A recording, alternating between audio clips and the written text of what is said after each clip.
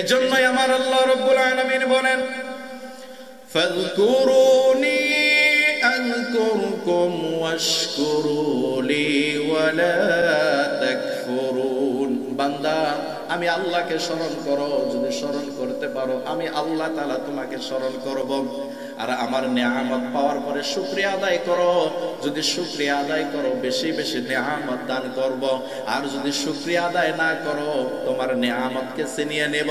নেয়ামত ছিনিয়ে নেওয়াই শেষ নয়, পরকালে তোমাকে আমি আল্লাহ তাআলা নিক্ষেপ করব জাহান্নামের আগুনে। বলেন নাউযুবিল্লাহ।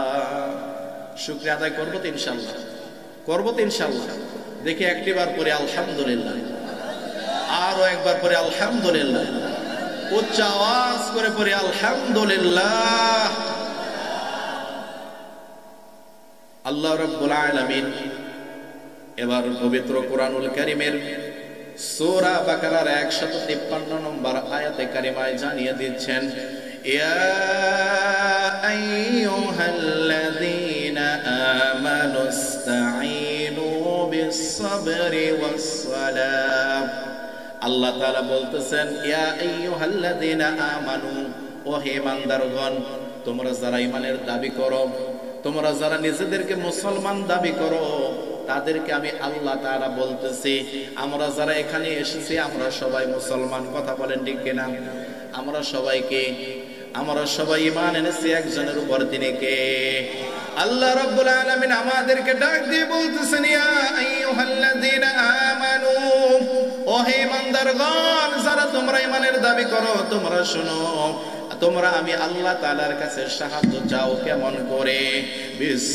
বিস-সাবরি ওয়াস-সালাহ, ধৈর্যের মাধ্যমে এবং সালাতের মাধ্যমে।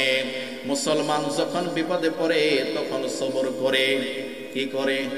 সবর করে, ধৈর্য ধারণ করে। আবার মুসলমান যখন নিয়ামতের মালিক হয় তখন শুকরিয়া আদায় করে।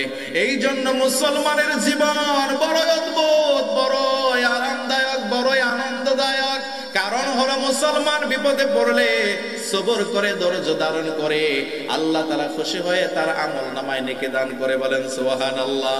আর মুসলমান নিয়ামত পেলে শুকরিয়া আদায় করে, আল্লাহ তাআলা খুশি হয়ে তার আমলনামায় নেকি দান করেন। সুবহানাল্লাহ। এরপরে আল্লাহ তাআলা বলেন, ইন্নাল্লাহা মা'আস সাবিরিন।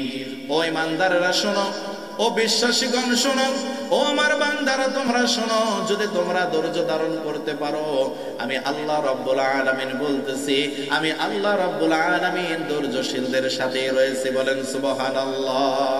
এজন্যই আল্লাহ রাব্বুল আলামিন বলেন, ওয়াল আসরি ইন্নাল ইনসানা লাফি খুসর। আসরের কসম। কিসের কসম? আসরের কসম, সময়ের কসম। ইন্নাল ইনসানা লাফি খুসর, সমস্ত মানুষ ধ্বংসের ভিতরে আছে। কিসের ভিতরে? কথা বলেন, কিসের ভিতরে আছে? ধ্বংসের ভিতরে আছে।